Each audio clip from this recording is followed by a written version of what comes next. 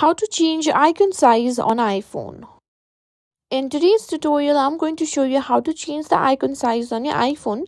If you're looking to make your app icons larger or smaller or more personalized look, I've got you covered, so let's dive right in. Now, what you need to do is simply press and hold on the home screen until you can find an edit option, tap on it and simply click on customize. Here we can see two options, that is small and large. Simply tap on large if you want to make your icons bigger, and if not, simply tap on smaller.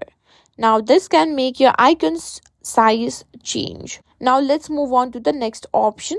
Now you can simply open up the settings app on your phone, and this is where you can adjust all sort of settings including the size of your app's icon.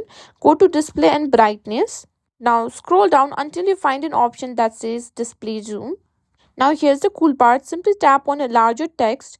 Once you've done that, simply click on done at the top. A confirmation prompt will appear, simply tap on use zoomed, and that's it. After your iPhone restarts, you'll notice the app icons are now either larger or smaller depending on what you choose. And that's it, you've now successfully changed the icon size on your iPhone.